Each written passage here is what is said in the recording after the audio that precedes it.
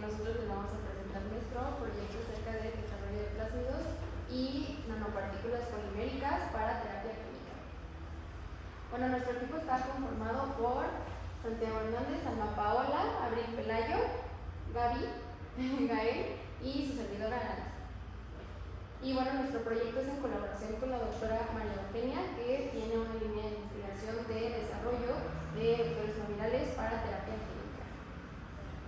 Y bueno, este proyecto se divide en dos secciones. La primera sección es la parte de in silico, la cual se divide en el contexto, la terapia génica, estrategias específicas como terapia génica suicida, en el reto, nuestros resultados y conclusiones, mientras que la fase 2 es el abordaje de nuestros avances experimentales.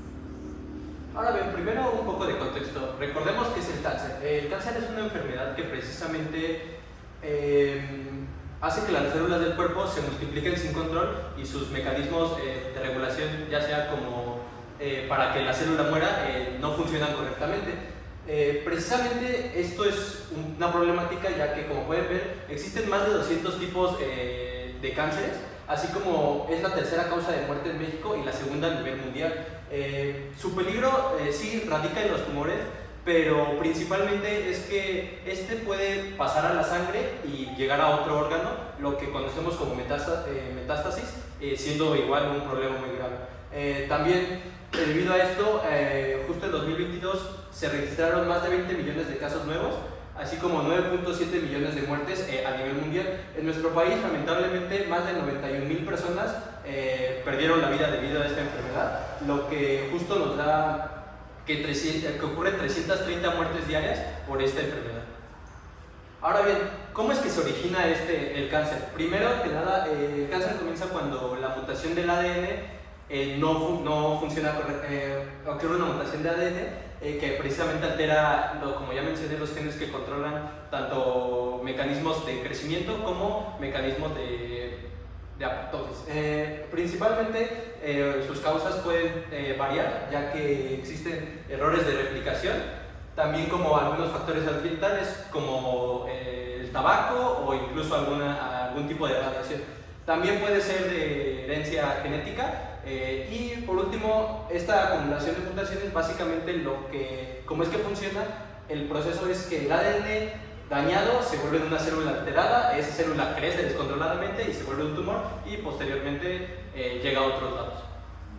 Y bueno, como el panorama general del cáncer en México, aquí tenemos dos gráficos donde se dividen, por sexo más que nada. De este lado tenemos los cánceres con mayor incidencia en hombres, donde el primero es el de próstata, después el de colorectal y por último el de linfoma, mientras que para mujeres el primer cáncer con mayor incidencia es el de mama, después el cervicouterino y por último el de tiroides.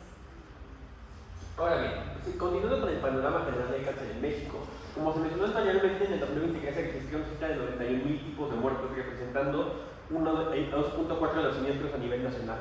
Asimismo, como se puede ver en la gráfica, los estados más afectados que fueron muertes de cáncer por cada 100,000 habitantes son en Ciudad de México, Sonora, Veracruz y se dan mayoritariamente en adultos mayores. Esto implica que muchas de estas personas son víctimas o asimismo tienen como diferencias sistemáticas, lo que implica, justo como se puede ver aquí, que solo el 5% de los centros de salud a nivel nacional es el diagnóstico y tratamiento oncológico, y de esos 5 centros el 60% está concentrado en ciudades como Guadalajara, Monterrey o la CDMX, lo que implica que muchas personas no tienen la capacidad para recibir este tipo de tratamientos. Si reciben un diagnóstico no pueden acceder al tipo de tratamientos, incluso pasan meses entre la primera y la segunda consulta, lo que implica que incluso aunque tenemos algunos tipos de tratamientos como serían la quimioterapia, algún tipo de cirugía, muchos tipos de estas personas no pueden acceder a ella, o bien son tratamientos que son distintos y varían dependiendo del tipo del cáncer o las complicaciones de cada uno. Es por eso que necesitamos una alternativa para este tipo de problemas, como sería la terapia génica. ¿Qué es la terapia génica? Muy bien, justo como mencionan, una alternativa que se ha explorado recientemente es la parte de la terapia génica. Esta es una técnica en la cual se busca modificar el material genético de las células de los pacientes, insertando genes funcionales en las células que permitan corregir los defectos genéticos o ejercer un efecto terapéutico en nuestras células. Aquí se muestra un esquema en el cual se explica esta parte de la terapia génica. Primeramente se hace la síntesis del ADN que trae el gen terapéutico, posteriormente este se encapsula en una En este caso menciona que dentro de un virus, pero a lo largo de este presente proyecto estaremos ampliando a alternativas con otros tipos de vectores. Este vector porta el gen terapéutico y se inyecta en el paciente.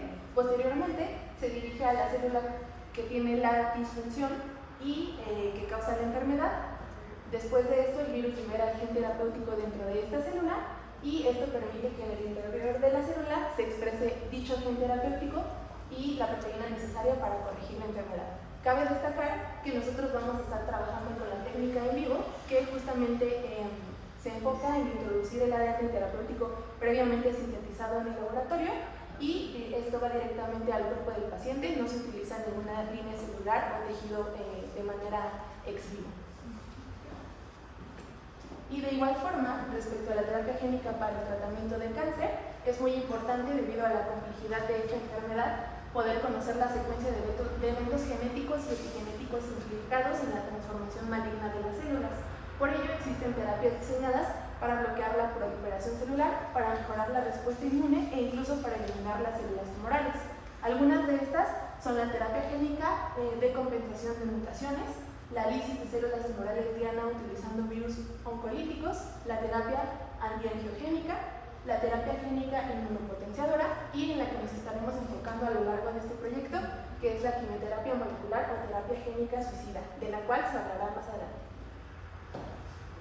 Como mencionó mi compañera, la terapia en la que nos vamos a centrar para el desarrollo del reto es la terapia génica suicida, que se encarga de introducir de manera selectiva a las células específicas, que en este caso serían las células tumorales, mediante la introducción de un gen suicida. Este gen por lo general colabora con una enzima que convierte un profármaco que no es tóxico penetrando en el tumor y lo convierte en un fármaco citotóxico. Una de sus ventajas principales es que debido a la especificidad, las células sanas no sufren ningún efecto secundario y únicamente afecta a las células tumorales. Justo en un diagrama más completo, aunque aquí no menciona con virus, nosotros lo estamos manejando como nanopartícula, esto es más como el lógica de donde se extracta el diagrama. Aquí puede ver completamente el procedimiento, que es la infección vírica, o en este caso con una nanopartícula, que como ya explicó mi compañera lleva el gen suicida, se exponen las células tumorales, donde se lleva a cabo la síntesis de la enzima suicida. Una vez que se administra el profármaco, se gana el catalizador que hace que sintetice el metabolito tóxico que hace que la célula cancerosa explote y asimismo es un efecto adyacente, más o menos un efecto en cascada que hace que otro tipo de células cancerígenas también vayan explotando de a poco y como ya se mencionó anteriormente, a diferencia de otro tipo de, no sé, como quimioterapias, radioterapias, que sí seleccionan células de manera indiscriminada, esta es más como para células cancerígenas y representa una alternativa pues más saludable. Y regresando un poco a la parte de contextualización, pues aquí en México, si bien no hay muchísimas cosas relacionadas con terapia génica, tenemos aquí un paper de la Universidad de Nuevo León, Autónoma de Nuevo León, donde ya comenzaron con el ensayo fase 1 para la utilización de células CAR-T, ya incluso fue aprobado y esta es para tratar a pacientes que tienen leucemia linfoblástica aguda refractaria y también hay otras instituciones como la CITESTAF y la UNAM que están trabajando en distintos proyectos de modificación genética para buscar la inhibición de los crecimientos tumorales del cáncer. Por otra parte, como comentamos anteriormente, nos vamos a centrar en las nanopartículas como vectores no virales y estos han tenido un auge en toda la parte de aplicación génica debido a que se pueden internalizar de manera eficiente, a su baja toxicidad y a la capacidad de asociarse con las células de mamífero. Ahora bien, un punto clave para toda esta parte de las nanopartículas es la carga superficial. Se han reportado en diversos artículos que la carga positiva favorece su ingreso a la célula a través de un proceso de endocitosis del cual se hablará más adelante. Ahora bien, una de las técnicas más utilizadas, como ya mencionamos, va a ser las nanopartículas como vectores no virales. Esta actúa como un vehículo que precisamente protege a las moléculas terapéuticas para evitar así la degradación de la célula y poder llegar justo al punto deseado. Precisamente genera una liberación controlada bastante buena al interior de la célula y menos peligrosa con menores efectos secundarios. Algunas de sus consideraciones a la hora de diseñarlas precisamente son el tamaño, forma, carga, la biocompatibilidad, así como su ruta de administración y el tejido célula blanco precisamente para que llegue al lugar que tenga que llegar. Ahora bien, para el funcionamiento de esta terapia génica es importante que esta nanopartícula se internalice en el la área celular. Por ende, es importante hablar sobre el proceso de la endocitosis, específicamente de la endocitosis mediada por la clatrina, que también se le conoce endocitosis mediada por receptores. Algo importante de mencionar es que la isoforma de esa proteína se sobreexpresa en algunos tipos de cáncer, entre ellos el cáncer del pulmón o el cáncer de hígado, y se encarga de incrementar la endocitosis del EGRT, promoviendo la migración celular y la metástasis. Asimismo, este se encuentra presente en todas las células de mamíferos. Hace algunos cuantos años, en 2021, se realizó un análisis para verificar que esta ruta esté presente en diversas líneas celulares asociadas al cáncer. Entre ellas se encuentran el cáncer del pulmón, de mama, de próstata, cervicuterino, hepatocelular, cáncer de hígado y cáncer colorectal. Y los resultados se muestran en esta tabla. En todas estas líneas celulares, este proceso mediado por la clatrina se encuentra presente. Asimismo, en pantalla podemos observar cómo es que funciona realmente dentro de la célula este proceso de endocitosis. Este inicia cuando el ligando se une con los receptores y en este momento se hace un reclutamiento de proteínas adaptadoras como son la AP2, mostrada en este esquema. Posteriormente, se hace una fosforilación de los dominios citoplasmáticos de todas estas partes de los receptores, lo cual permite la formación de estas vesículas de clatrina. Posteriormente, ya una vez que está la clatrina ensamblada, pasa algo a la membrana celular, tiene como un plegamiento que permite que esta vesícula entre a través de un proceso denominado como invaginación. Posteriormente se pierde toda esta capa de la clatrina y los receptores y los ligandos se separan. Por su parte, los ligandos se van hacia los lisosomas o al aparato de Golgi para su procesamiento, mientras que los receptores regresan a toda la parte de la membrana celular. Y bien, ¿por qué es indispensable encontrar un gen receptor de membrana que puede estar en común en distintos tipos de cáncer? Esto ya que nos va a permitir trabajar con un blanco terapéutico universal. Además de esto facilitaría el diseño de la terapia génica, en este caso brindando mayor eficiencia y menor toxicidad al momento de aplicar esta terapia. Y bueno, la identificación de receptores direccionados a terapia génica es una estrategia clave, ya que estos receptores actúan como puertas de entrada para dirigir el vector no viral hacia la célula cancerosa. En esta etapa del proyecto nos centramos en la identificación de estos receptores en común entre los diferentes tipos de cáncer que estamos analizando para poder para encontrarlos en común y con el propósito final de evaluar estos receptores como blancos terapéuticos y su uso como ligandos para poder incrementar la eficiencia de estos tratamientos y también minimizar los efectos adversos. Y una vez mencionado esto, nuestro objetivo general pues, es realizar el análisis transcriptómico in silico para identificar estos receptores membranales en común de los diferentes tipos de cánceres para el direccionamiento de vectores no virales de terapia génica. Asimismo, nuestros objetivos específicos hasta ahora han sido analizar el panorama epidemiológico del cáncer en México, con las cifras actualizadas de incidencia, mortalidad y la literatura científica sobre el estado actual de la enfermedad, que es lo que explicamos anteriormente, y diseñar una metodología sistemática para seleccionar, analizar y trabajar con estos datasets transcriptómicos en distintos tipos de cáncer para identificar las membranas diferencialmente eso que expresar, que vamos a pasar eso igual a continuación, construir una base de datos comparativa que integre los distintos tipos de cáncer y los resultados de membranas que identificamos justo en este objetivo y pues establecer los criterios de homologación. Como metodología se realizó una investigación inicial donde se seleccionaron 14 tipos de cánceres con mayor incidencia de muerte en México y además se realizó una investigación para el panorama actual de terapias génicas para estos tipos de cánceres. Para la selección y homologación de los datasets se realizó un análisis de búsqueda de datasets en GEO, que es una herramienta de NCBI, donde se hizo una construcción de tabla compiladora y posteriormente se establecieron criterios para estos datasets, que principalmente fueron que fuera tejido tumoral sano y control, que fueran pacientes no líneas celulares y además una muestra mínimo de 5. Posteriormente se realizó el análisis en GeoTubar y se verificaron el cumplimiento de estos criterios, además de que se agregaron otros nuevos, que fue que tuviera un volcano plot, que se va a hablar posteriormente de esto, además de que contaron con gene symbol, ya que son indispensables para su análisis en Gene Ontology, y ya se hizo la selección final de datasets. Después continuamos a la parte de los genes receptores de membrana, donde utilizamos Gene Ontology y filtramos únicamente los genes de receptores de membrana, y así tuvimos una compilación de estos genes transmembranales. Por último, para encontrar los receptores en común de estos datasets, se hizo un análisis en RStudio, en el cual se realizó un código, se exportó la tabla y el gráfico obtenido por esta plataforma, y al final se hizo una búsqueda con el gen que se repetía entre todos estos datasets de todos los tipos de cánceres, y además se hizo una investigación sobre sus funciones. Como comentábamos anteriormente, la herramienta que utilizamos para la búsqueda de nuestros datasets fue Giro de NCBI, que pues es una interfaz de búsqueda que nos permite obtener distintos datos experimentales, como lo pueden ser ciertos microarreglos, y a su vez, además de incluir muestras biológicas, también trae metadatos que pueden ser procesados, datos en bruto y condiciones experimentales específicas de los ensayos.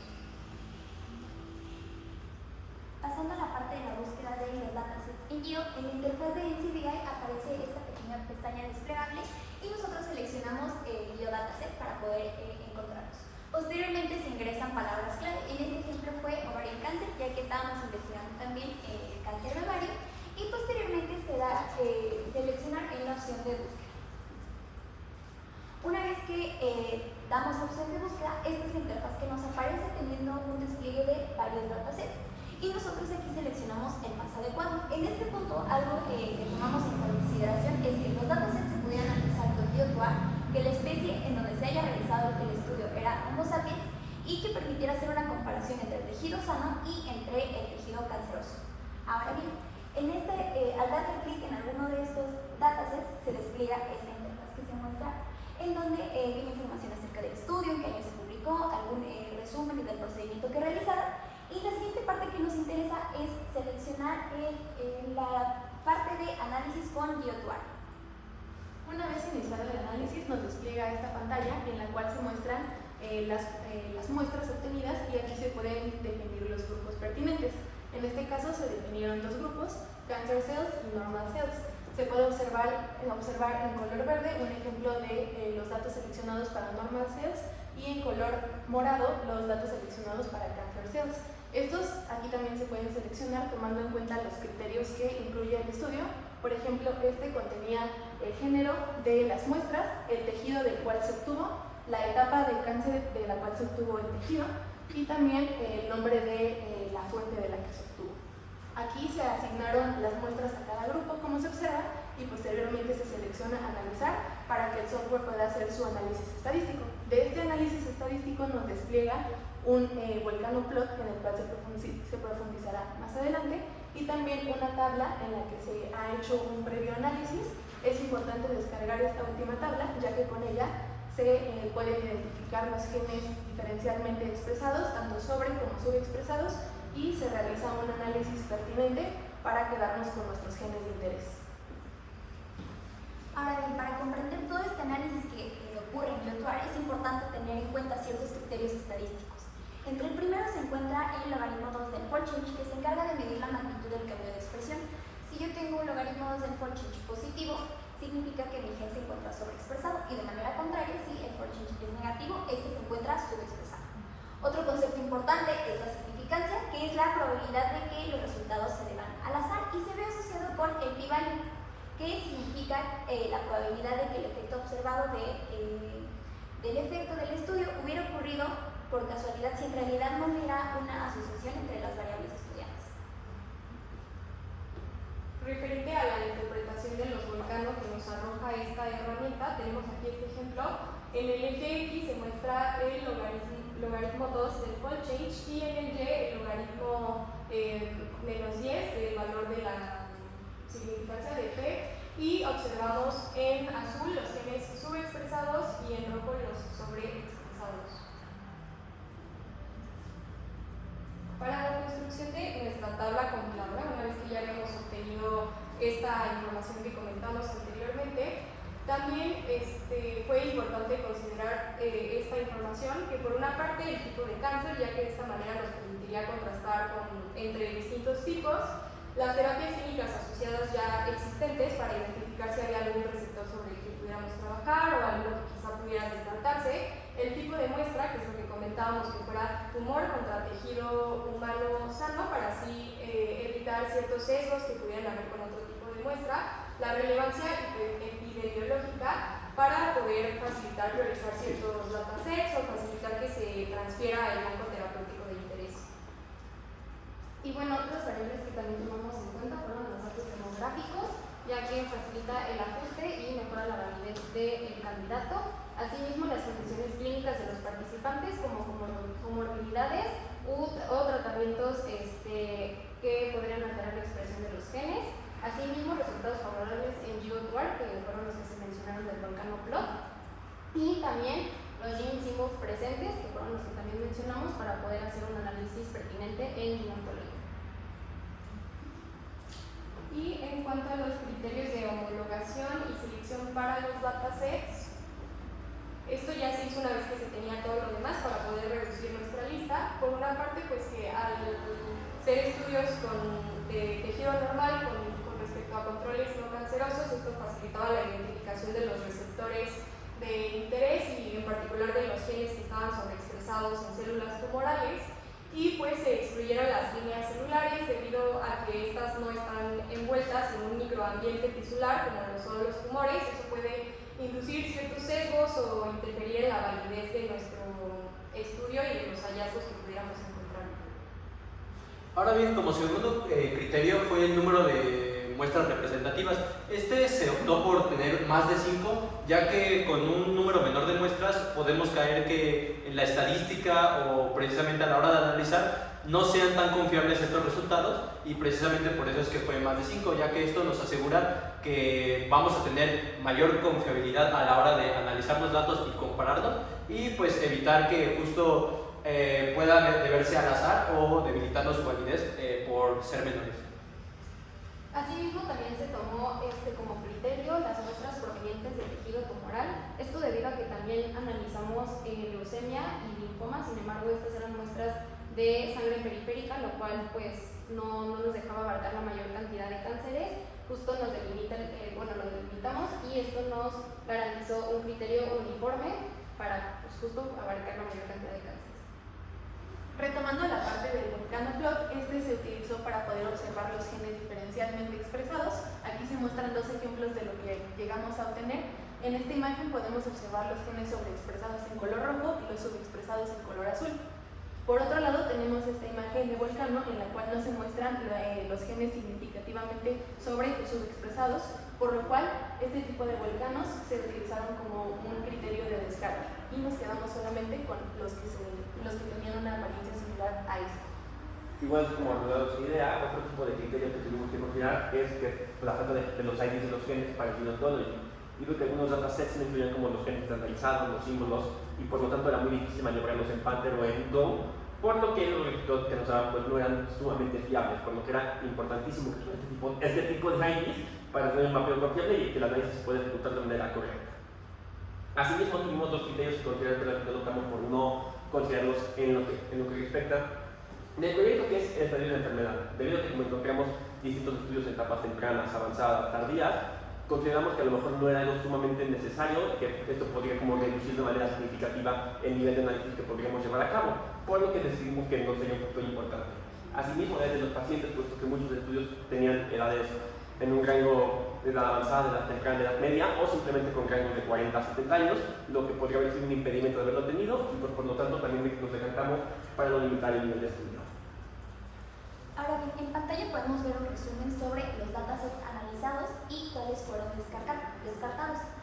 En la parte inferior se muestra un código de color sobre los criterios de descarte, de los cuales ya hablaron mis compañeros. En color morado se muestra el número de muestras y o controles insuficiente. En azul marino los estudios realizados que hayan sido en líneas celulares. En verde los correspondientes al tejido sanguíneo. El azul claro asociados a lo que mi compañera mencionó acerca del Volcanoplot. Y en rosa los que no presentaban coincidencias con el aire de Ontology.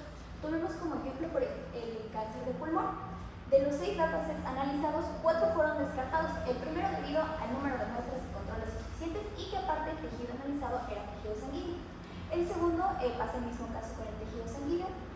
El tercero, el número de muestras y o controles fue insuficiente. Y en el cuarto, los estudios realizados fueron en líneas celulares. Asimismo, en pantalla podemos observar el caso de cáncer de estómago y cáncer de mama. Aquí cabe también se hizo el estudio para el cáncer cervicuterino, el cáncer de páncreas y el cáncer de riñón. En el caso del cáncer cervicuterino, pues fueron descartados justo por el número de muestras o porque no daban datos de volcanoplot. Y el cáncer de páncreas y el cáncer de riñón, porque pues analizaban muestras sanguíneas, los controles no eran lo suficientes para considerarlos dentro del estudio o bien eran de líneas celulares. En el caso de los datasets descartados para cáncer de hígado, cáncer de colon y de próstata, fue mayormente porque no presentaban sus coincidencias del ID, porque el número de muestras no era claro o porque el tipo de muestras no era el que nos interesaba. Ahora bien, para finalizar de estos tres tipos de cáncer, primero el cáncer de tiroides se tuvo que descartar un dataset ya que no coincidía con el IDGO, y para el cáncer de vejiga se tuvieron que descartar dos datasets por el mismo motivo, el cual fue el número de muestras y controles insuficientes. Para el cáncer de ovario este fue el único que no se descartó ningún dataset.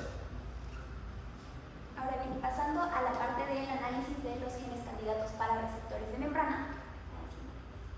De todos los datasets se obtuvo la tabla que ya mencionaron anteriormente mis compañeros, y a partir de esa lista se aplicaron dos filtros principales. Uno, determinar qué genes eran sobreexpresados y subexpresados, y eso lo realizamos con el criterio del que había hablado previamente.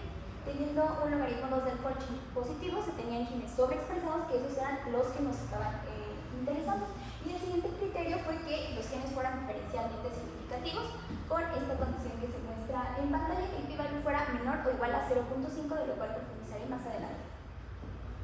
Ahora bien, lo que comentaba sobre la expresión significativa, en este estudio el nivel de significancia que nosotros aplicamos fue de 0.05, en donde la hipótesis Lola sería que el nivel de expresión de los genes no difiere entre los controles y la muestra de cáncer. Sin embargo, con la condición que mencioné anteriormente, donde el p-value sea menor o igual a alfa, que en este caso es 0.05, se rechazaría esta hipótesis nula y se aceptaría la hipótesis alternativa, que postula que el nivel de expresión de los genes sí difiere entre estas condiciones comparadas. Tomando como ejemplo un valor de p-value de 0.005, al ser menor al valor del nivel de significancia, se rechaza la hipótesis nula y consecuentemente el nivel de expresión es diferencialmente significativo.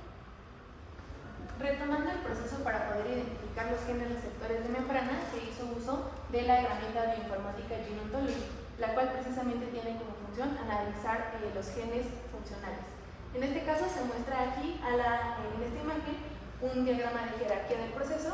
Sin embargo, en esta ocasión nos vamos a centrar en que este ayuda a clasificar la información biológica en tres categorías principales: Biological Process, Molecular Function y Cellular Component. Además, esta herramienta está integrada con otras herramientas como lo son NCBI, UniProt, Panther, GSA, entre otras, para poder realizar un análisis funcional pertinente. En este caso, para poder analizar nuestros genes, se utilizó la herramienta Panther, que cuenta con los tres mencionados anteriormente, además de Pathways y Protein Class, siendo este último el que más nos interesó, ya que fue el que nos ayudó en la parte de poder identificar estos receptores transmembranales.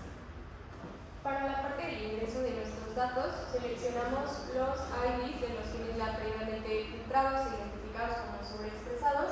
Se ingresan en la configuración de Biological Process para la especie Homo sapiens, y al seleccionar Launch nos despliega este menú en el que se observan acá los genes que fueron identificados en la plataforma, y posteriormente nos vamos a la parte de Protein Class Pie Chart.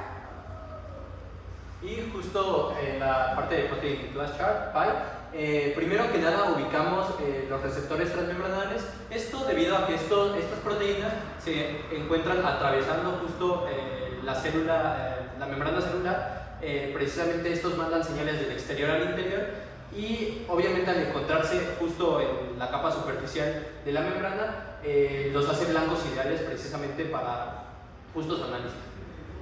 Ahora bien, una vez entrado se despliega esta tabla. Esto primero que nada es para ver todos los genes de esas membranas y luego para posteriormente analizarlos. Lo primero que se hace es asegurarse que el display cubra la totalidad de los genes, cambiándolo justo al respectivo número que sea. Posteriormente se selecciona All para seleccionar todos estos genes, y posteriormente aparecer desplegar el menú Send y seleccionar File para esto iniciar una descarga de un archivo de extensión .txt y convertirlo en un archivo de Excel para así poder filtrar los receptores membranales. Este sería un ejemplo de cómo sería ya el filtrado de los receptores, y en esta parte que se encuentra subrayada se encontrarían ya los genes receptores de membrana. Ahora bien, hasta este momento, de los 86 datasets iniciales, 41 fueron descartados, 45 fueron analizados en Gene Ontology y se tiene una cuenta total de 245.070 genes diferencialmente expresados y 3.394 receptores de membrana, aunque cabe mencionar que estos pueden ser repetidos entre los diferentes datasets. Ahora bien, justo para todo esto se realizó un análisis de estos genes por medio de RStudios. Ahora bien, RStudios es una plataforma que ocupa el lenguaje de R. Esto nos ayudó para poder analizar los datos estadísticamente y poder limpiar, importar y filtrar básicamente todos estos datos y así poder obtener una gráfica y visualizar bien los datos precisamente para después filtrarlos. Como se mencionó, RStudio tiene la capacidad de analizar muestras para la parte de biología. En este caso, el análisis bioinformático que se hizo fue centrado en el procesamiento de datos de microarreglos y de RNA sequence. Además, se realizó la identificación de genes diferencialmente expresados, principalmente los sobreexpresados, y también nos permitió hacer un análisis de redes de interacción y enriquecimiento funcional, en este caso obtenidas desde la herramienta Gene Ontology. Bueno, ahora en pantalla tenemos el código realizado en RStudio. Lo que hicimos principalmente fue llamar a dos librerías, la DPLYR, que se encarga de filtrar, resumir y agrupar datos, mientras que la otra librería, TIDYR, es la que se encarga de reorganizar y dar formato a tablas. Lo que se hizo en el código fue crear una variable que se llama GeneSymbols, la cual va a importar un documento de Excel con los datasets ya filtrados únicamente de receptores transmembranales, y después pues va a organizar una tabla y se exporta por último esta tabla. Acá se muestra nuestro environment, donde está nuestra variable GeneSymbols, y acá abajo tenemos un ejemplo de la tabla que nos arroja RStudio, donde los unos significan que este gen está presente en este dataset, y al final te hace una columna con las coincidencias de todos los datasets. Aquí, por ejemplo, tenemos el de cáncer cervicouterino y cáncer de mama. Para el cáncer cervicouterino se analizaron 4 datasets y aquí ya se hizo el filtrado de las coincidencias, donde estos genes están presentes en los 4 datasets. Y acá también tenemos un ejemplo para el cáncer de mama, nada más que aquí se analizaron únicamente 3 datasets, e igualmente son los que ya están filtrados, los genes que están presentes en estos datasets. Este proceso fue realizado por todos los tipos de cáncer con sus respectivos datasets, y a continuación se presenta una tabla de los resultados de los genes receptores de membrana que tenían en común.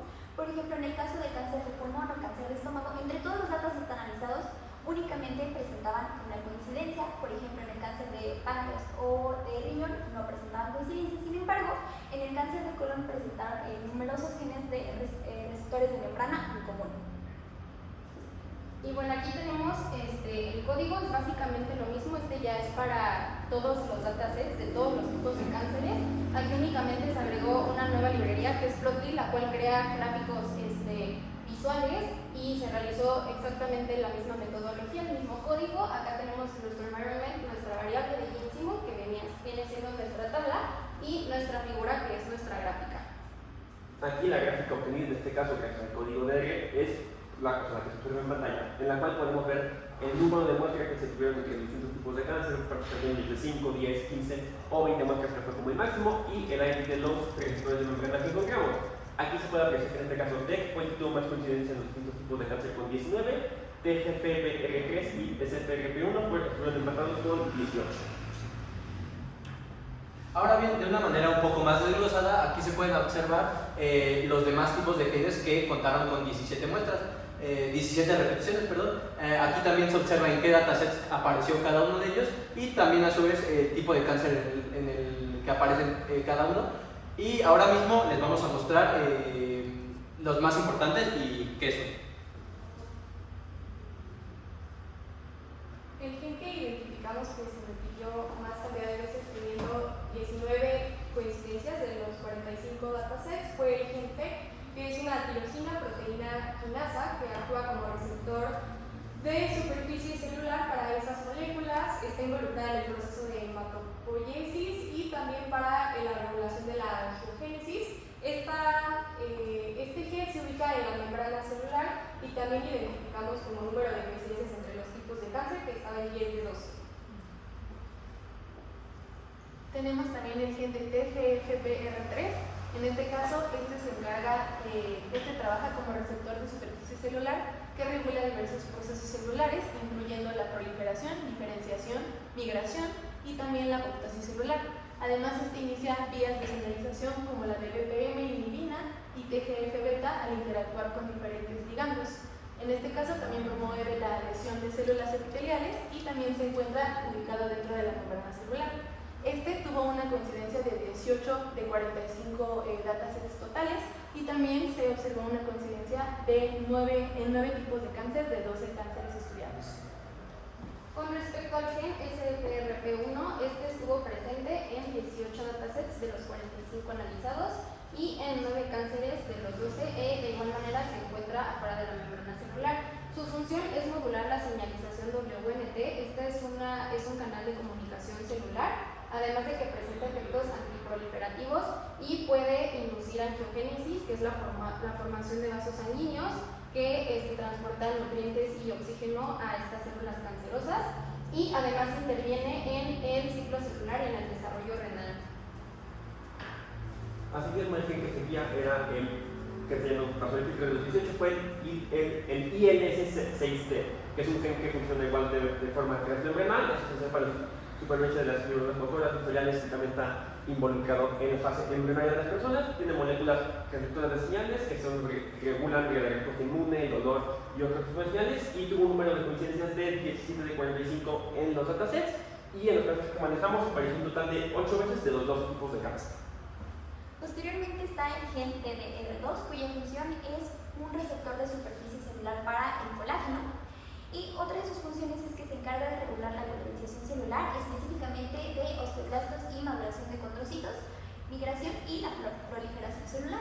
Otra de sus funciones es la regulación de la matriz extracelular, ya que estimula la expresión de metaloproteinasas, favoreciendo la migración celular e incluso la invasión tumoral. Su ubicación se encuentra al igual que los demás en la membrana celular, presentó 17 de 45 coincidencias en los datasets y aparece en 9 de los 12 tipos de cáncer analizados. Ahora bien, el gen ACKR1, su función precisamente es regular los niveles de quimiosina en la sangre, así como también controlar la migración celular en el sistema inmune. Precisamente esto ayuda a regular todos los procesos de inflamación y pues, a mantener su equilibrio.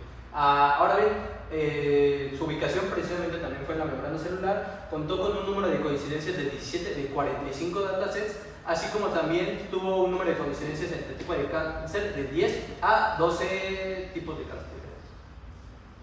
Y pues las conclusiones de todo esto es que pues obviamente establecimos los criterios de homologación para la selección de los estudios de la expresión genética de cáncer y el tejido sano en 14 tipos de muestra. También tendríamos que trabajar con los tipos de cáncer porque, como se mencionó anteriormente, tratamos 2 tipos de cáncer, pues los tipos de muestra no eran los aptos, pues, siendo estos los de tejido sano, y pues obviamente estos eran los de tejido sólido, y realizamos la selección de los datasets descartando los que no cumplieran los criterios mencionados previamente.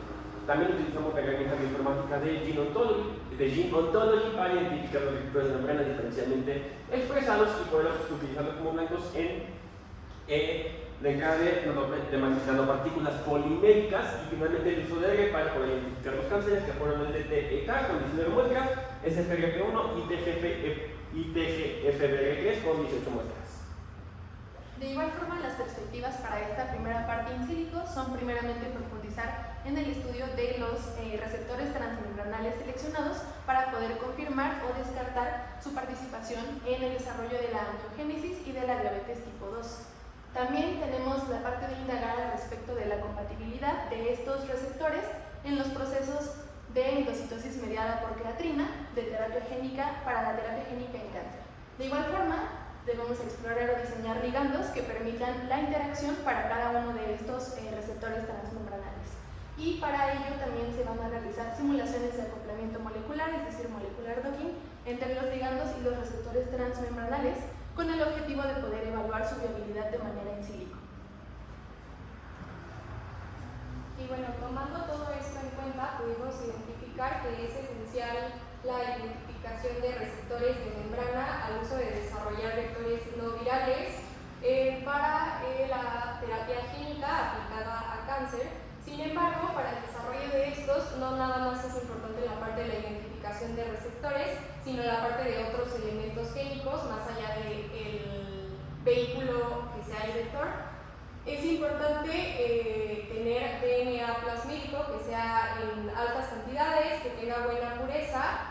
Por eso es que en nuestros resultados experimentales trabajamos en la evaluación de distintos tipos de extracción del DNA plasmídico y evaluamos distintas cepas, esto con el fin de poder optimizar la mejor producción de plásmido y utilizarla en las futuras etapas de nuestro reto.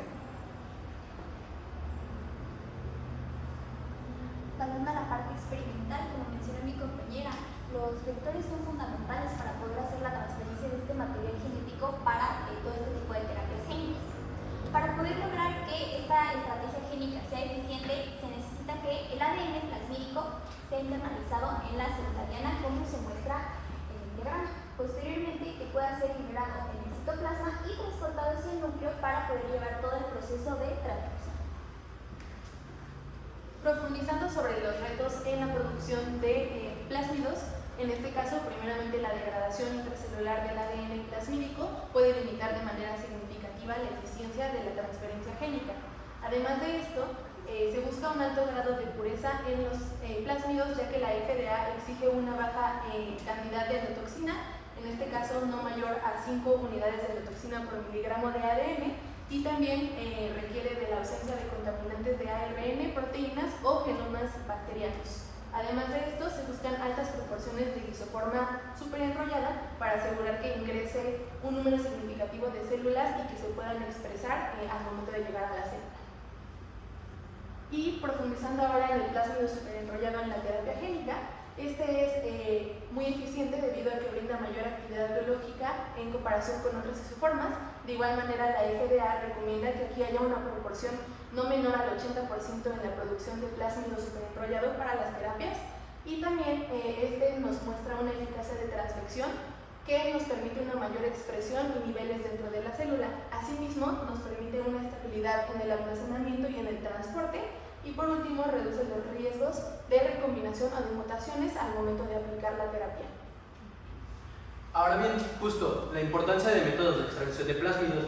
¿Por qué es importante los métodos a la hora de querer un plásmido? Bueno, primero que nada existen varias técnicas para la obtención, como por ejemplo la lisis alcalina, kits de columna, cromatografía o varios otros. Ahora bien, estos son importantes ya que gracias a estos podemos obtener la cantidad que queremos de justo de plástico super enrollado, así como también la calidad.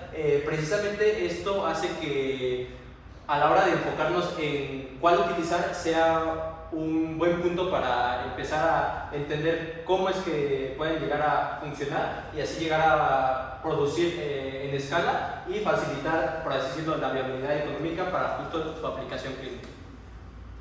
Y por los tres plásmidos utilizados, en este caso por las formadoras, son el PHCB TKI con 4.274 pares de bases, el PV25 con 6.238 pares de bases y el PEG FPNI con 4.733 pares de bases.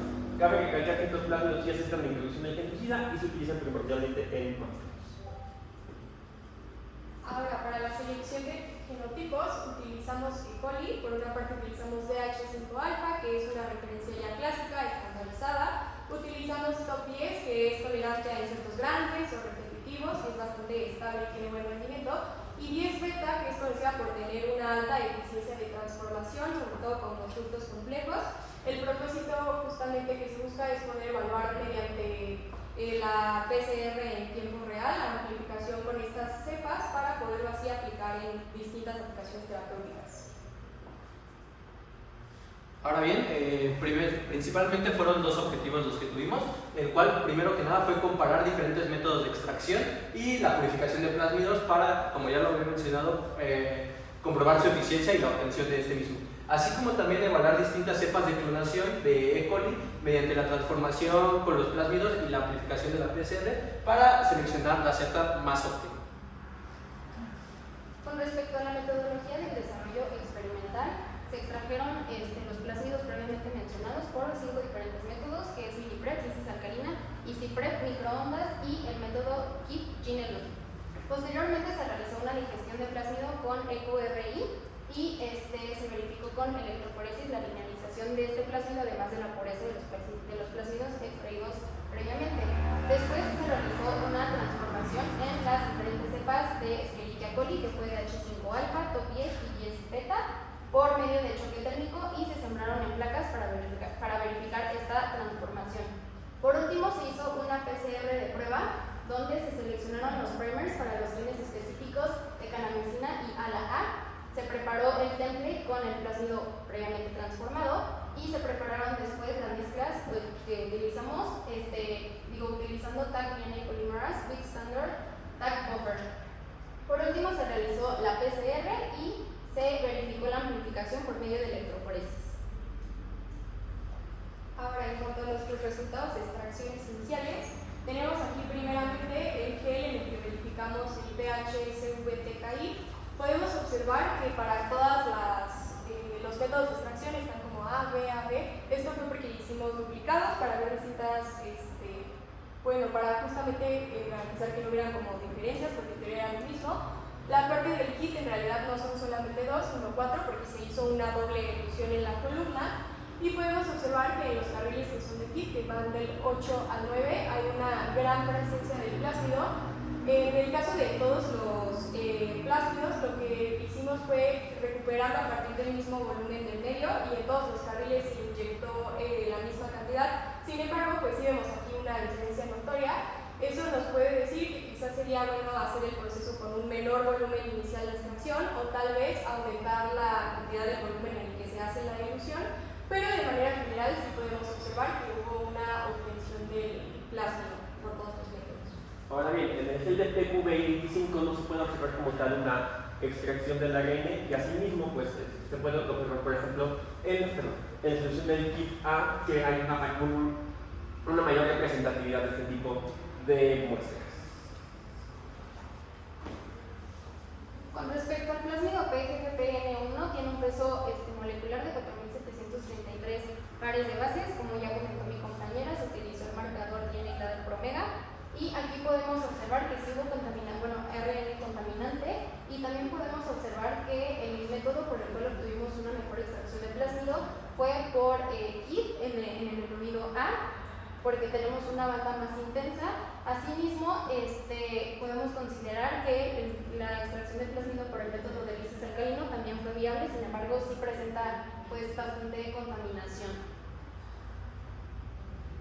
Y aquí tenemos un pequeño resumen de comparativa a nivel técnico de los distintos métodos, la cantidad de reactivos que se utilizan, los pasos claves. Para todos se ocupa de suspensión, algunos llevan lavado. Pero pues no nada más es importante considerar la parte de que tengan una ejecución técnica práctica o así. Hay más variables, como es la parte de la pureza, la cantidad, la calidad. Si hubo una sobremigración de las bandas, lo que normalmente atribuimos con el ADN superenrollado, también los costos por muestra y el tiempo. En este caso podemos observar que de manera general se pudo observar con todos los métodos la parte de la sobremigración. Sin embargo, en la parte de costos, que calculamos teniendo en cuenta todos los reactivos para la preparación de las soluciones, hicimos la búsqueda y ajustamos más o menos a la cantidad que se ocupaba por reacción. Tenemos ahí más desarrollado cómo hicimos esa parte. Estimamos estos costos. De manera general, podemos observar que las técnicas que tuvieron una mejor extracción, considerando la pureza, la calidad y la cantidad, es tanto la de KIT como la de ISI como LISIS. Sin embargo, en el caso de KIT, pues podemos ver que el precio es notablemente más caro que el resto de métodos. En cuestión de tiempo podemos observar que el de KIT es de aproximadamente 20 minutos, lo cual se acerca bastante al de EasyPrep, que también es una muy buena opción y con un precio mucho más accesible. Ahora bien, en cuanto a nuestros resultados de digestiones para comprobarlo, lo que se buscaba con esto era observar bandas más claras, así como definidas. Lo que precisamente vimos es que tanto el kit, que son el 9, el 8 y el 9, fueron los que diga el 9 y el 10, fueron los que precisamente tuvieron una mejor calidad y como ya mencionamos todos esos aspectos, así como también el ICIPREP, que también como se puede observar tuvieron bandas más claras y estos mismos no tuvieron tantos contaminantes. Ahora, en contraste precisamente microondas fue el que tuvo un menor rendimiento justo ante la calidad y contó con algunos contaminantes, pero aún así, bueno, no decimos que sea malo propiamente, simplemente que es no tan apto como los otros. Y ahora, en cuanto a los avances de evaluación de purificación en los distintos fenotipos, pues aquí mostramos algunas placas de que efectivamente logramos la transformación de las 3 cepas con los 3 plásmidos esperados. Ahora bien, pasando a la parte de evaluación de los primers para la PCR, se evaluaron 2 sets de primers. El primero que amplifica para el gen ALA-A, que es un gen genómico como control endógeno que se encuentra presente en todos los genotipos de Escherichia coli, y su extensión es de 149 pares de bases. Posteriormente, el otro fue el gen de la canamicina de resistencia a antibiótico, específicamente para la hibridación con el plásmido PGFP-N1, y su extensión es de 147 pares de bases. Ahora bien, en pantalla podemos observar los resultados de la PCR, en donde en el primer carril se encuentra el marcador mismo utilizado en las diapositivas anteriores, y en el segundo se muestra la inyección de la hibridación del primer ALA-A en el genotipo de H5-alfa, posteriormente en el TOP10, y después en la cepa 10-beta. Posteriormente en el carril 5 se muestra el control negativo, que en este caso sería agua grado biológico molecular, por lo que no se esperaba ver ningún tipo de banda.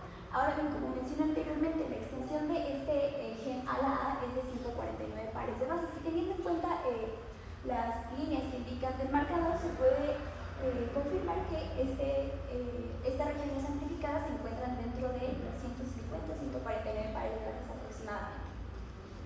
Ahora pasando a la parte del gen de CAN, de igual forma se muestra en el carril número 6 el marcador inyectado, en el número 7 la cepa de H5-alfa, en el 8 la TOP10, en el 9 la 10-beta, en la 10 podemos observar un control negativo y en la 11 un control positivo, que fue tomado del plásmido previamente extraído con el kit PGFP-N1. En este caso, como podemos observar, los carriles 7 y 8 muestran una PCR exitosa, sin embargo no se ve tan marcada, y en el carril número 9 podemos observar un carril realmente muy saturado. Esto puede deberse a que tiene una muy buena calidad de amplificación. Sin embargo, para poder confirmar esta parte sería necesario modificar algunas de las cantidades de la inyección al momento de realizar el gel, para poder ver si se obtienen bandas claras y que no se tenga ninguna otra banda que no corresponda a nuestra parte amplificada, que es de 147 pares de bases. Y pues bueno, las conclusiones aquí es que se lograron comparar los distintos métodos de extracción, observados como el de KIT, isometalina y ICIPREP, fueron los que tuvieron mejores rendimientos y una pureza de ADN plasmídico mayor. Confirmamos la presencia de los plásmidos en genotipos que de crecimiento en los años de cultivo, como explicó mi compañera.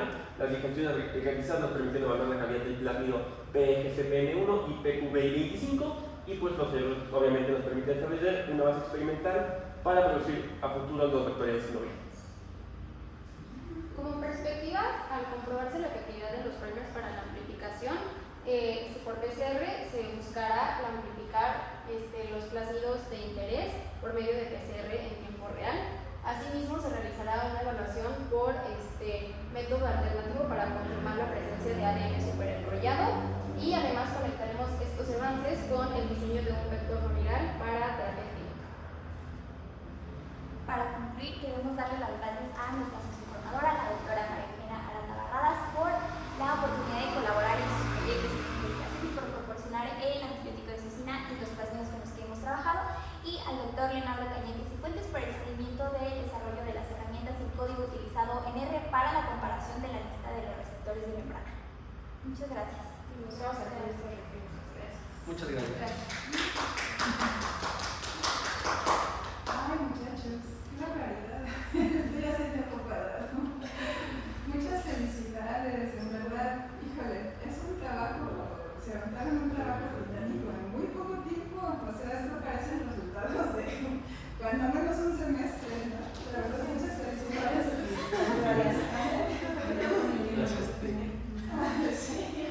Felicidades tanto a las profesoras como a ustedes, ¿no? No, en serio. Y al contrario, pues gracias a ustedes porque en verdad todo lo que han presentado hoy no tienen idea de cómo va a contribuir a que avance pues la investigación en esta línea que estamos manejando, ¿no? Entonces, esa aportación de ustedes pues vale oro, la verdad, ¿no? Y muchísimas gracias, les agradezco muchísimo. Y pues quiero preguntarles, bueno, tengo algunas preguntillas, algunas observaciones, pero creo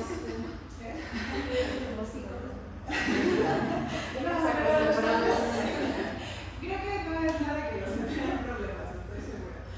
Pero bueno, primero me gustaría nada más escuchar de ustedes cómo se sintieron en esta semana. ¿Se sintieron muy estresados? Platíquenme esa parte primero. Yo creo que por el diseño, ¿no? ¿Cómo?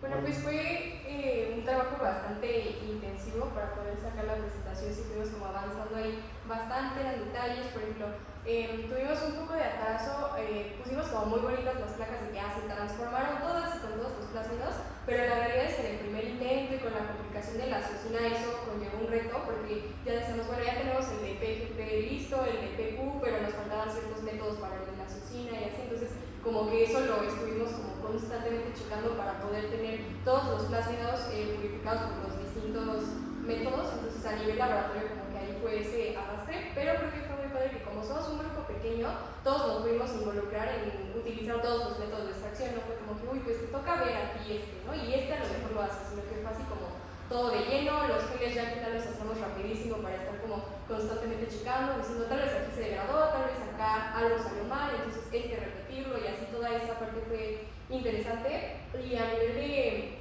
el puesto del análisis informático y así, la verdad es que fue un reto. Ya en otra materia anteriormente habíamos llevado un poco del manejo de Gene Ontology y del Geo. Sin embargo, tenemos aquí un compañero nano que lo hizo por primera vez y la verdad es que lo hizo increíble porque se llevó muchísimo como de ser muy autodidacta, sacó él como muy bien esa parte y así. Entonces también me gustaría como darle ese reconocimiento. Y pues Abril ahí fue quien sacó súper de cero toda la parte de realizar la hipótesis nula, toda la construcción para el filtrado de datos, porque pues al final tampoco se trata de encontrar muchísimos villanos, sino de guiarse ese como parámetro estadístico de hacerlo. Y la verdad es que en esa parte también ella hizo como lo súper pesado, porque de pronto no teníamos muy bien al inicio la noción, sin querer nos adelantamos en una entrega y dijimos, ay, ¿a poco era todo esto? Y resultó que no, porque era avance, pero pues la verdad es que sí, ella estuvo ahí como investigando y viendo cómo ajustar y así para hacer la búsqueda, que ya al final pues todos hicimos más sencillamente porque a ella le tocó esa parte, pero pues en general fue pesado, pero creo que sí, estoy orgullosa del proyecto que sacamos y pues fue totalmente entre equipo, entre todos. Sí, no, pues está exactamente, o sea, deben sentirse muy orgullosos de todo el trabajo que hicieron. O sea, mis respetos. Muchas gracias. Muy bien, excelente, chicos. Pues bueno, fíjense que al inicio, pues ustedes mencionaban un poco sobre los mecanismos del cáncer, ¿no? Y me llamó mucho la atención, bueno, mencionaron metástasis, por ejemplo, ¿no? Y dentro de los genes que ustedes encontraron, hay uno en particular que promueve la expresión de unas proteínas que se llaman metaloproteinasas, ¿cierto? Y estas metaloproteinasas, ¿qué hacen? Creo que sí lo mencionaron, ¿no? Por ahí no. Esas, según lo que leí en la membrana celular, como abren camino para que puedan ingresar las células, pero no nada más son las células, si la pongo así como normales, que tomaremos como control, sino que también permiten entrar al tejido canceroso. Sí, de alguna manera degradan la matriz extracelular, ¿no? Entonces, la matriz extracelular es lo que le da de alguna manera soporte a los tejidos, ¿no? Entonces, si se empieza a desarrollar un tumor en un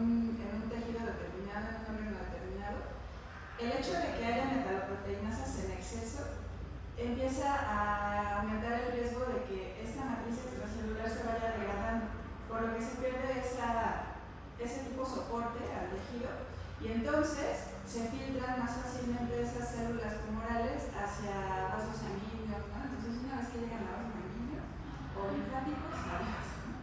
Entonces me llamó mucho la atención ese gen porque habría, como ustedes bien dijeron, y me pareció excelente esa perspectiva, de seguir evaluando qué tan compatible es esos receptores que ustedes encontraron con el proceso de endocitosis, porque efectivamente no todos los receptores pudieran desencadenar un proceso de endocitosis, ¿no? Pero por ejemplo, si este receptor lo hiciera, estaría excelente, porque además pues también estaríamos ahí atacando un problema que es muy vigente y muy, es que iba a ser problemático, pero ya estoy hablando. Un problema problemático en cáncer, ¿no? Que es justo la metástasis. No es tan fácil poder combatir ya un estado avanzado de cáncer de metástasis, ¿no? Entonces eso está muy interesante. Y desde luego, El de R2. ajá, que por ahí también mencionaron colágeno, ¿no? Que tiene que ver, y es que al final de cuentas pues todo está ligado, ¿no? El colágeno forma una parte muy importante de la matriz extracelular, ¿no?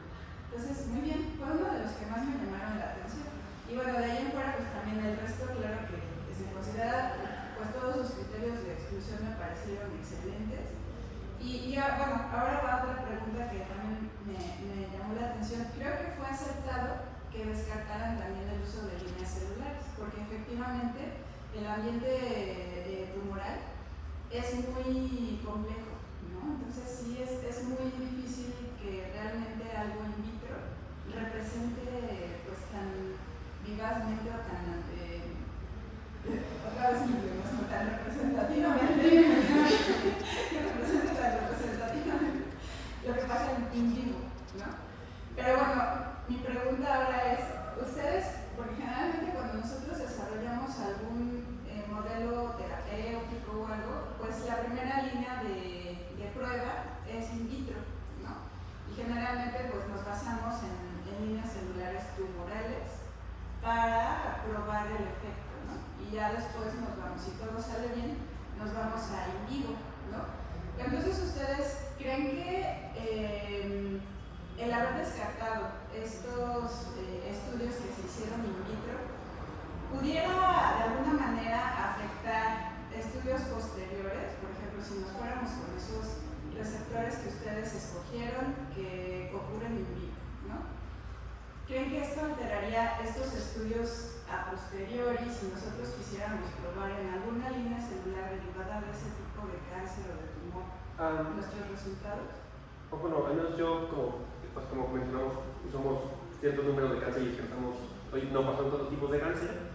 Los dos tipos de cáncer que no pasan son los que yo investigué, y pues mayoritariamente estos eran como en líneas celulares. O sea, pues algo que sí noté es a lo mejor que estos sí tenían como los receptores transmembranales, pero aún así como muchos estudios decían, o sea, las aplicaciones decían que no estaban probadas en humanos, que a lo mejor las condiciones eran muy distintas, y muchos sí hacían hincapié en que en in vitro, pues, o sea, sí podían como detectarlo, tenés como ver la expresión en el volcanófilo, pero que como en tejidos, o sea, como ya en vivo era más complicado, que ocupaban alguna otra alternativa. Y complementando un poquito lo que dijo Sandy, pues justo siempre que se realizan como estudios y se toma muestra directamente de pacientes, nunca es como sencillo, ya siempre está de por medio todas lo que es la parte de los comités éticos y esa parte. Entonces pues yo creo que no se va a dejar como de utilizar líneas celulares, y considerando que lo que se está estudiando son los microambientes que son más complejos a nivel tumoral y puede ser relativamente más simplificado en la parte de las líneas, creo que sería cuestión de a lo mejor estandarizar ciertos protocolos o análisis que se hagan, pero que sí se podría llevar de esta parte a líneas celulares. De acuerdo, sí, porque bueno, al final de cuentas pues sí se siguen aplicando, aunque nosotros tengamos una línea. Sí, o sea, me pareció acertado que sí las descartaran, desde luego, para este objetivo de encontrar el receptor, claro. Pero bueno, al final de cuentas creo que eso tampoco nos limitaría a que pudiéramos utilizar una línea celular in vitro para probar nuestro tratamiento, ¿no? Entonces está excelente. Muy bien.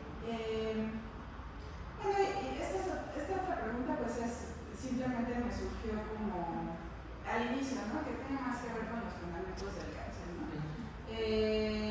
Efectivamente pues tiene que ver mucho con mutaciones, ¿no? Por ahí creen que se puede relacionar los factores ambientales con las mutaciones que ya tienen que ver con un cambio en la secuencia de DNA? ¿Cómo se ve esta relación? O sea, bueno, precisamente justo de todo, digamos que lo que estudié justo en la materia, fue de que, por lo que he visto, muchas cosas afectan directamente al ADN.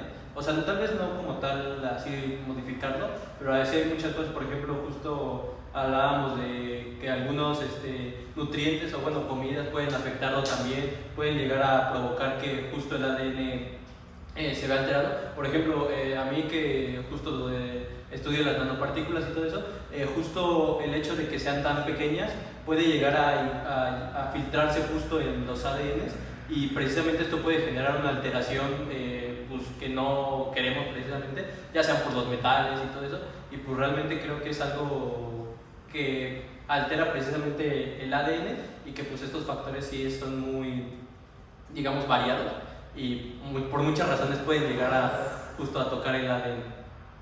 Bueno, ahora que dices los microplásticos, ¿no? Que ahorita está muy de moda, que creo que por ahí dicen que ya traemos todos una tarjeta de crédito de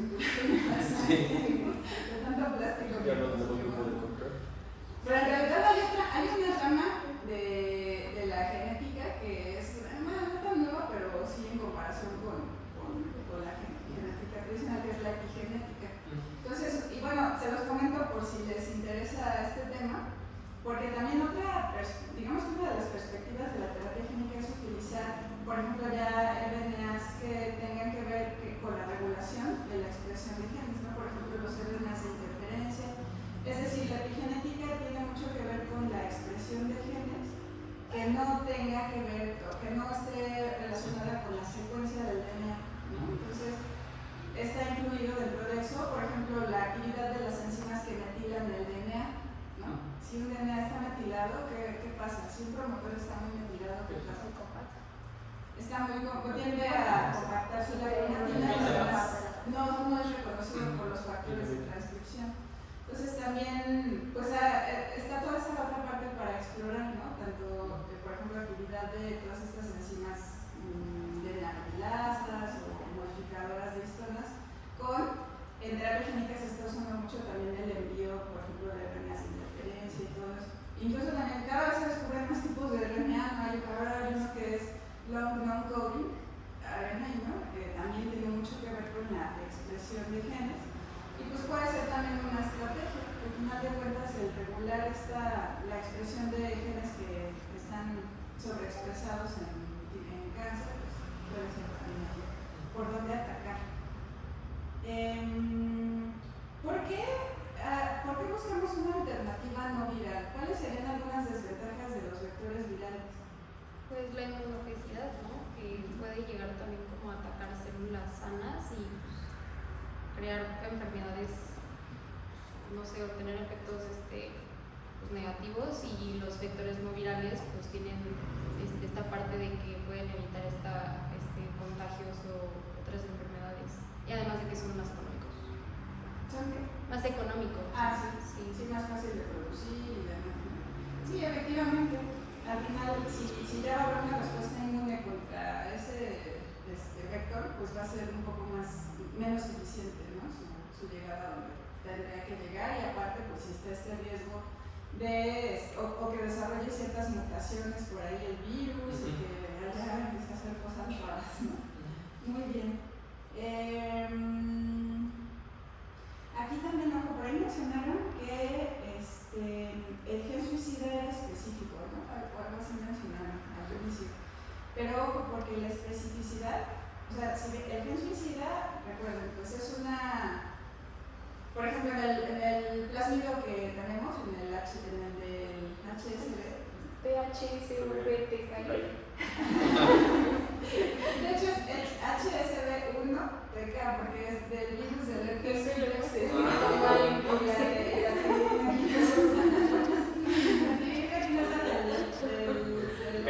Del virus del herpes simplex. Entonces, esa, por ejemplo, pues es una timidina sinasa que metaboliza el ganciclovir y lo convierte en un compuesto tóxico, ¿no?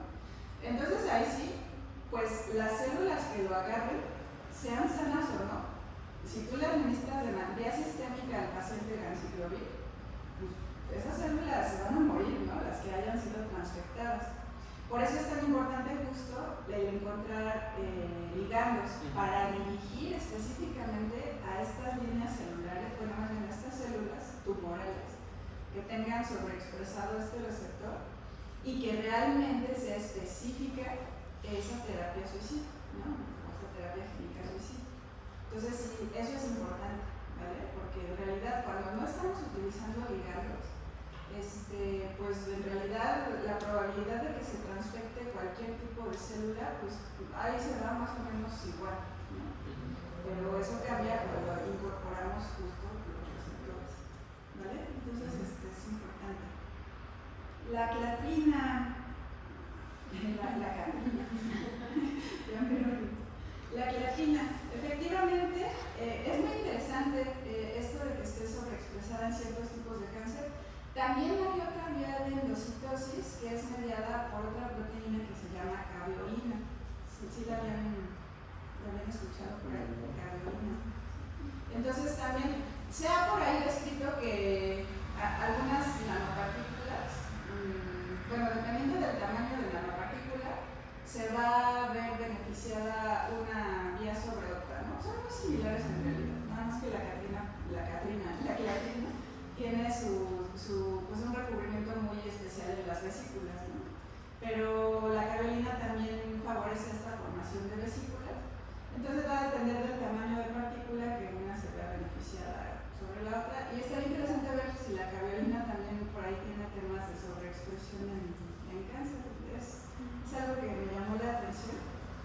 Y sí está interesante.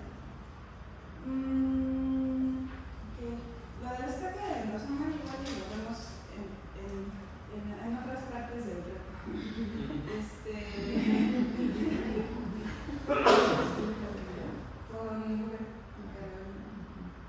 Muy bien.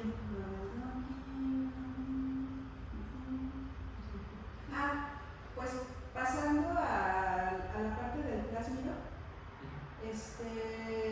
¿ustedes qué propondrían? Porque, por ejemplo, todas estas pruebas las hicieron pues en volumen, partiendo de un volumen pequeño, ¿no? Como de 5 mililitros. Sí, 5 mililitros. 5 mililitros. Entonces, por ejemplo, suponiendo que ya tuviéramos nuestro modelo bien armado y bien superprobado de terapia génica y todo, ¿han visto algún tren de purificación que les permitiera obtener una pureza comparable a la que obtienen aquí en Chilito y un nivel o una cierta cantidad de plásmido super enrollado que sea adecuado para su uso ya en el nivel clínico? Por ahí imagino que tienen un bioreactor de 10 litros. Ajá. Y con eso van a extraer el plasma. ¿Cuál es escalable?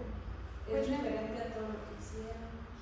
Realmente no hemos indagado mucho en la parte de cómo poder tener esa escalabilidad, pero por ejemplo con las partes que ahorita ya pudimos evaluar, sería seleccionar de los métodos, el método que para empezar no sea tan costoso, pero que de igual forma sea efectivo para poder obtener el ADN superenrollado y las características de concentración. En este caso, pues me parece que los que tuvieron muy buen resultado fue el EasyPrep, ese podría ser escalable, y ya a nivel de la purificación, pues sí sería manejar de una forma muy certera la parte de toda la extracción, cómo asegurarse de esas operaciones. A ver, por ejemplo, ¿qué diferencias me podrían decir entre el EasyPrep y, por ejemplo, el MiniPrep, ¿no? ¿Qué diferencias encontraron? ¿Y a qué le atribuyen? De estas diferencias, ¿a qué le atribuyen esas ventajas que ustedes vieron, ¿no? En el EasyPrep. Pues, bueno, por ejemplo, el EasyPrep me parece que utiliza menor cantidad de reactivos, es decir, prepara. Gracias. Sí, esta está bien.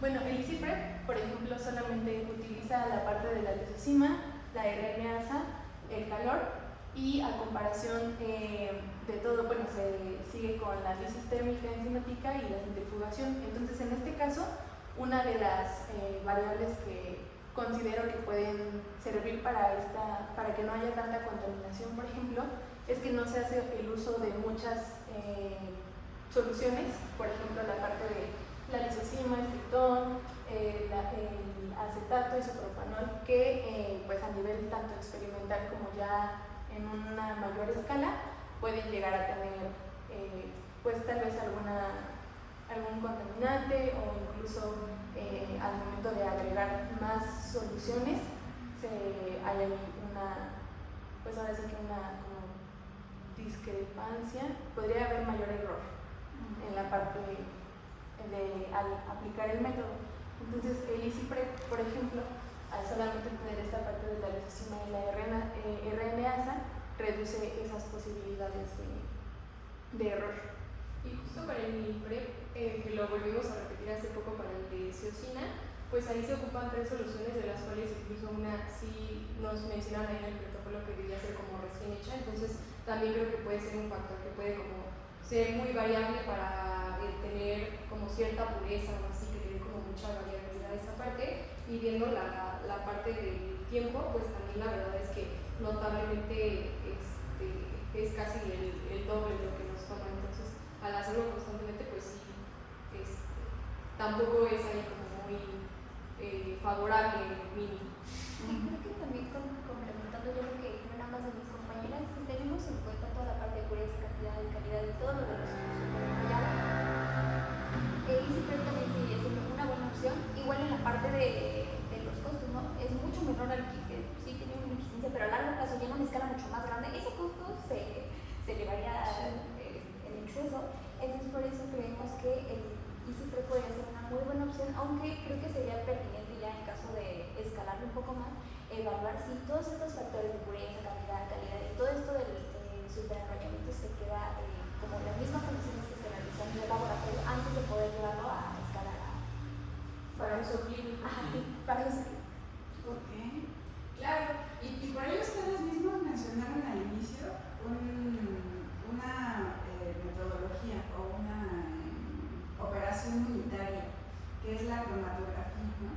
Entonces, generalmente ya cuando estamos hablando de volúmenes muy altos de cultivo, provenientes de un cultivo ya pues incluso yo creo que hasta desde 5 litros en adelante, generalmente lo que se hace es un tren de cromatografías, ¿no? Entonces, con base en las características del plásmido, se puede separar, ¿no? Por ejemplo, ¿qué lo distingue del genómico? Pues su tamaño, ¿no?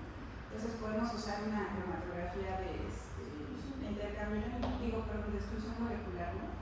¿Qué lo distingue con respecto a las proteínas contaminantes? Pues su carga, ¿no? Entonces podemos utilizar en combinación una cromatografía también de intercambio iónico, ¿no? Y por ahí también podemos utilizar, a lo mejor ya para pulir el proceso, una de fase reversa, ¿no? O interacciones hidrofóbicas. Entonces, generalmente es la que se utiliza para obtener ya en muy grandes cantidades, pero sí es un reto porque pues, hay que estar evaluando justo el rendimiento y mucho, por ejemplo, que no haya pirógenos, ¿no? O endotoxinas residuales, en fin, ¿no? Pero efectivamente, otra cosa que también influye a veces en el rendimiento es el medio de cultivo, ¿no? Hay algunos medios de cultivo que son pues como más especializados para que la bacteria le eche ganas en replicar su plasmida, ¿no? Y eso hace más propicia esta replicación del plásmido y eso eleva un poquito más el rendimiento. Pero es muy acertado todo lo que dijeron también sobre que a veces el manejar, por ejemplo, a veces en el kit te recomiendan un volumen, ¿no? Pero por querer, a mí me ha pasado, ¿no? Que un kit que es idealmente para 500 mililitros, le echo 1 litro, bueno, parto de 1 litro de cultivo, ¿no? Y quiero usar los mismos volúmenes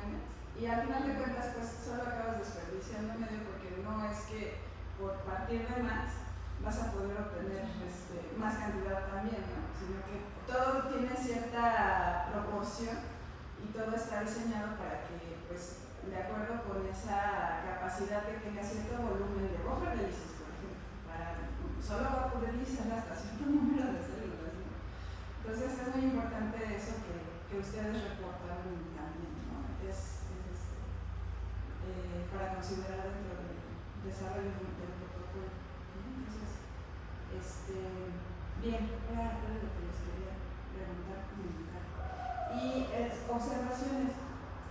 Generalmente cuando ven, por ejemplo, el plásmido PEGFPN es 1, no I. Igual con las enzimas. SQR 1, no I. ¿Vale? Entonces igual para que no se les olvide. ¿Y qué más? Volumen, abstracciones. Ya no le entiendo ni a mí. Es lo que acabo de decir. Dentro de sus geles, ¿vieron topoisómeros? O sea, porque vieron, predominantemente pues era el superenrollado, ¿no? Pero había ciertas variaciones, ¿no? En la migración, eso se lo atribuían más bien a la predominancia de otro topoisómero o simplemente a los volúmenes que cargaron, ¿a qué se atribuiría pues esa diferencia en migración? A los volúmenes como tal, ¿no? Porque justo por eso en los primeros geles la idea era cargar la misma cantidad para que eso no fuera un factor. Inicialmente sí llegamos a pensar que había ADN getónico, pero ya luego identificamos que realmente ese pues incluso sale del marcador o se queda en el pozo. Pensábamos que quizá podía ser de que se encontrara el plásmido quizá menos compacto y por eso había migrado menos en ciertas variaciones, pero como tal topoisómeros en concreto no lo habíamos pensado. Sí, igual incluso la parte de los plásmidos, en algunas inyecciones tuvimos que como personalizar, bueno, para el plásmido, Bueno, qué ya cantidad, después, la cantidad para específica para cada uno. sí, porque no todos los métodos nos habían dado la misma cantidad, aún así se veían muy abundantes las bandas. Ajá. Como con la PCR, ¿no? Que También que es una banda no sé cuánto piensa de la verdad. le echo muchas ganas. Voy con cuál, sí. Y también me parece que esa, incluso en el otro gen también tuvo un poquito más de...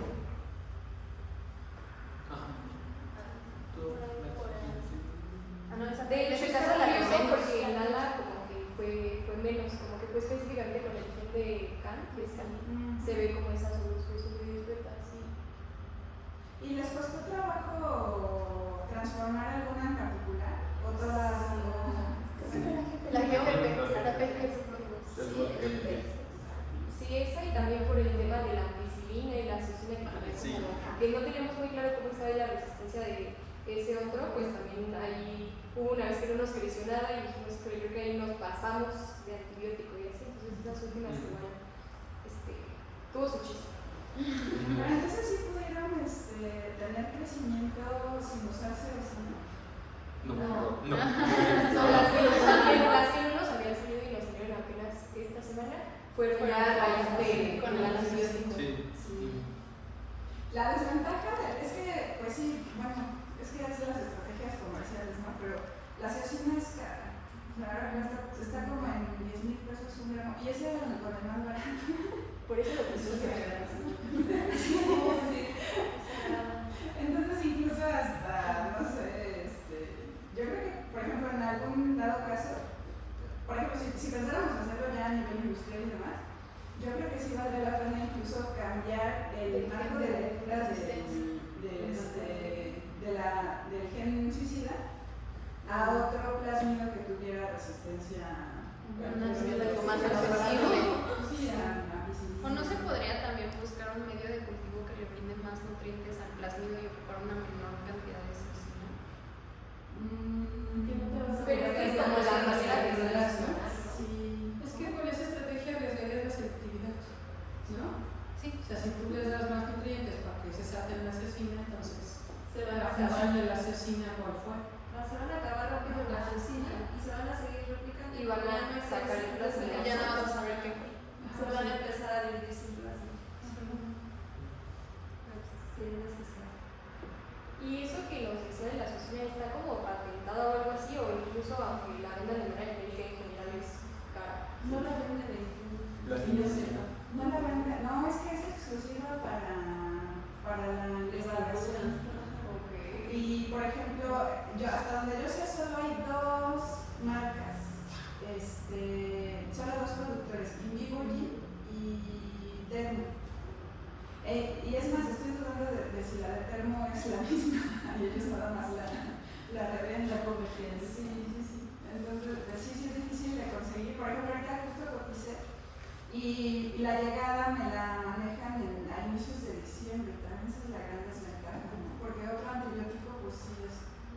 Sí he llegado a comprar así ampolletas de ampicilina, de la farmacia. Y sí me han funcionado. Sí, y luego las pisan solo para nosotros. Y vamos con un médico y ya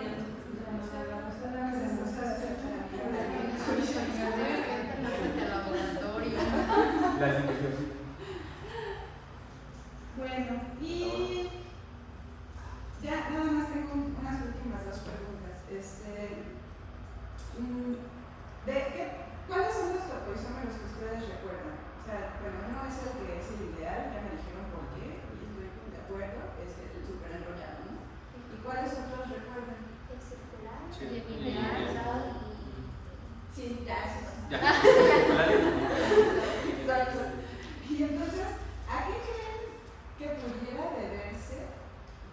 Por ejemplo, si en algún momento ustedes se aislaran, se dieran cuenta de que tienen más población de plásmido circular, por ejemplo, que súper enrollado, ¿a qué creen que se pudiera deber eso?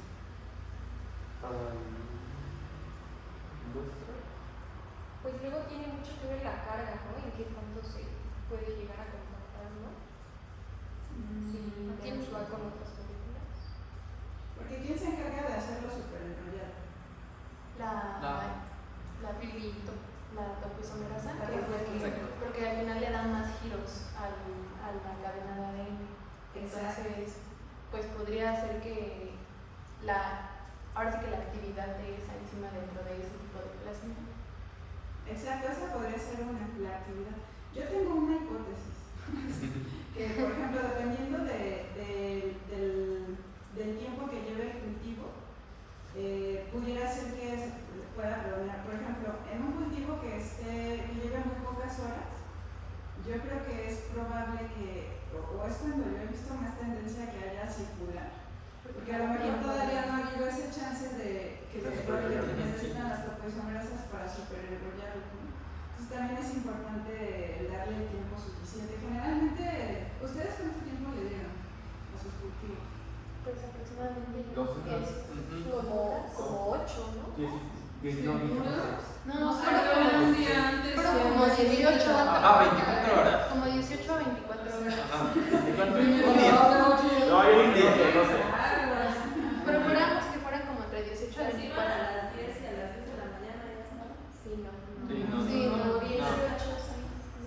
O sea, 24 de... Sí, hasta la clase. Sí, generalmente yo he visto que pues entre las 16 y las 24, pues sí, es cuando más superenrollado podemos encontrar. Y sí es el que, o sea, es que de manera natural pues es el que más prefiere la bacteria, ¿no? Solo es darle chance a que sus Exacto. Muy bien, chicos. Y ya por último, ustedes dijeron como perspectiva que tendrían, bueno, es buscar alternativas para verificar la presencia de más superenrollado, ¿no? Sí. Entonces, ¿cuáles serían algunas de esas alternativas? Pues yo, por ejemplo, justo vi las que eran ópticas, precisamente, que nos hicieron investigar. Justo bueno, un auto de que pueden investigar. Por curiosidad, bueno, y además justo. Después de que la doctora me vio feo. Entonces, por ejemplo, Una que, o sea, estaba viendo que, bueno, por ejemplo, aquí sí podríamos hacer, porque justo lo tenemos, es el FTIR, nada más que, por ejemplo, ese lo que pasa es que solo nos va a decir que sí hay o no hay. O sea, como tal no podríamos tampoco verlo muy ampliamente o analizarlo bien, pero por ejemplo está el de microscópico de fuerza atómica, que ese sí podemos ver directamente cómo está el superenrollado y pues verlo como más, saber cómo está, dónde está y mucho más específico básicamente, no solo decir como de que sí hay o no hay presencia, sino sí específicamente distinguirlo del circular o de línea. Ajá, justo. Te encargamos que investigues sobre el pluralismo circular. Que investigues sobre el pluralismo circular. ¿Cómo se? Microismo. Microismo celular. Sí, ¿Microismo? Microcismo no.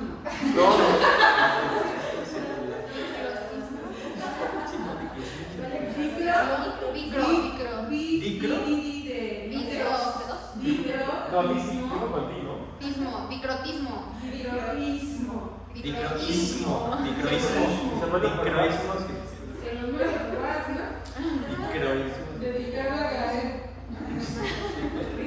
Para que la próxima Ya que Pero sí, pregunta que aplica. tenemos que investigar. Vamos a investigar. Y por ejemplo, en un gel, ¿cómo distinguen los topoisómeros? Puede poner, pues el ADN circular, por lo general, pues, pero podría ser. No, pues, es una respiración, ¿no? Sí, ya sé. Bueno, por ejemplo, aquí, cuando es ADN genómico, se encuentra incluso sobrepasando la parte del marcador o en los pozos. Y cuando es ADN circular, entonces no migra tanto como el superenrollado. Se podría atribuir, por ejemplo, a una banda de las que están aquí. Y la parte de linearizado es una banda bien definida en la medida que se busca. Pues, Claro. Sí, porque el marcador también son fragmentos lineales, ¿no? Entonces, sí. Solo así puedes comparar.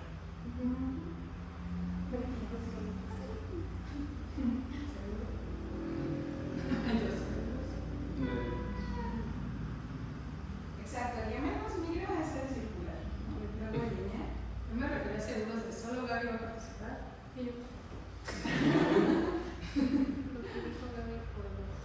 Y a veces se ve Yo iba a decir Sí. no siempre se ve tres. A ver, la otra creo que la otra se ve más. Les digo que no se ven las venas blandas y no se ven a Las tres y las dos, las por ejemplo. De hecho, fue algo que se les dejó investigar desde la discusión de resultados, que no todos tenían el mismo número de bandas y que no todos migraban hasta la misma profundidad del gel.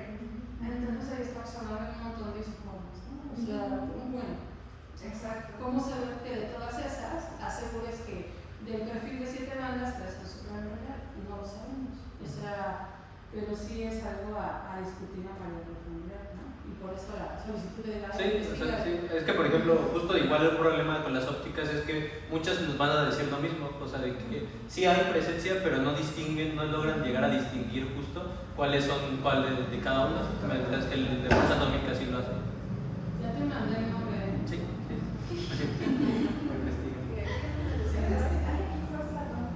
Sí, sí, sí hay. ¿Y ya lo has usado? No, yo no, porque cuesta mucho, pero me da miedo usarlo.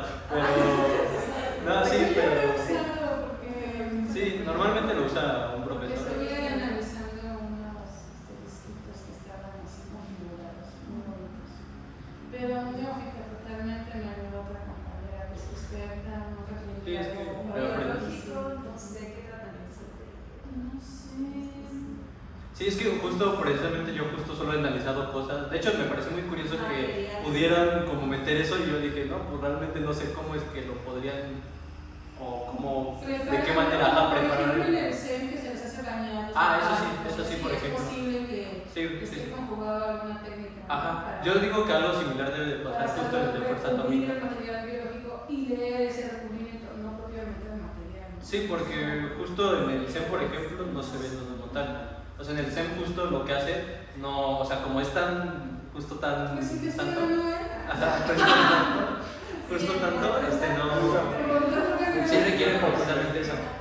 A lo mejor con un recubrimiento, justo por ejemplo en el CEP funciona con el recubrimiento de oro. Ese precisamente hace que lo podamos ver en el CEP. Tal vez algo similar ocurra con algo biológico en el fuerza atómica. Que conseguir oro. Lo Hay compramos. herramientas de oro para Sí, hacer. es bien poquito lo que tienes que echar. Para conseguir permiso. Muy bien, chicos, pues bueno, creo que por mi parte sería todo y pues igual, bueno, otra vez no queda más que agradecerles todo este trabajo que hicieron. En serio, me dejaron un dedo cuadrado y no tienen idea de lo mucho que han